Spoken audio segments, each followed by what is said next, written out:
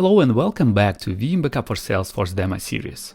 Today I'll show you how to restore a Salesforce record that got previously deleted, merged or corrupted. Veeam has 4 different recovery scenarios available for me, and for now I'm going to show you the Restore Records wizard. At first, we need to select the source and the target org for this restore.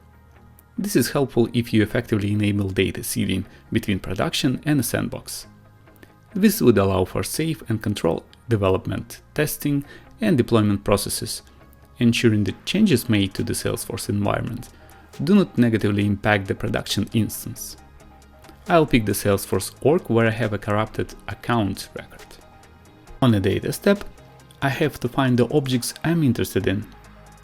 I need to specify the object type, for example accounts, define if I need the latest backed up version or something in the past. Typically, it would still be a lot of data, so it's almost always a good idea to narrow down the search.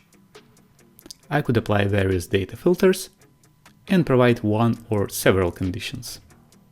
For example, let's find all the accounts where account name contains United. Now, let's click on the latest to navigate between object versions.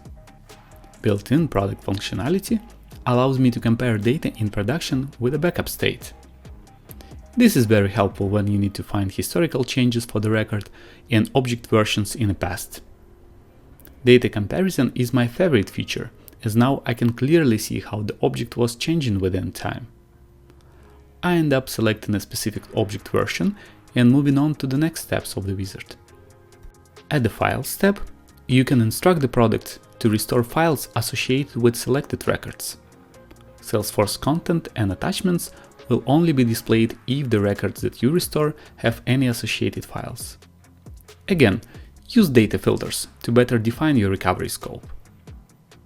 At the Hierarchy step of the wizard, I can restore the hierarchy for any record. While recovering hierarchy, the product analyzes all lookup relationship fields of the records and compares backed up data with current Salesforce data. Feel free to adjust the maximum level of the parent and child object hierarchy that will be restored. Here, you can exclude objects and their hierarchies from the scope, as well as explicitly see the child tree and visible objects. The last 2 settings at this step are related to possible data inconsistencies, so you can use the desired strategy and avoid that. Moving on to the next step. The first section here is designed to help you with restoring data over existing fields, including fields with empty values. Then you can choose to overwrite values for existing records with information of a predefined pattern. This would be, for example, helpful when you are doing sandbox seeding and you need to mask sensitive data for privacy reasons. After that, you can instruct the app to customize fields by mapping old fields to the new fields. This is very useful when your Salesforce org schema changes with time, but you want to use old field values anyways. And the last decision at the bottom of this page, about Salesforce automation. Business logic and automated rules can block your restores or trigger wrong-side processes during recovery. You can choose to manually handle the Salesforce automation exceptions or let the product do that for you. And finally, the last step of this wizard. I can verify whether I have sufficient permissions to perform recovery, and also I have an option to export a CSV file with the data I'm about to recover. Now, let's see the recovery process in action. Don't forget to tick a checkbox that would launch the restore process immediately. Typically, it doesn't take a lot of time to complete, but obviously depends on recovery scope and settings configured.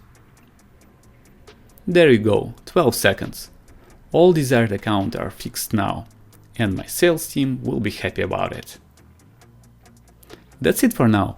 Please watch the other videos in this series to discover more product capabilities. Stay tuned.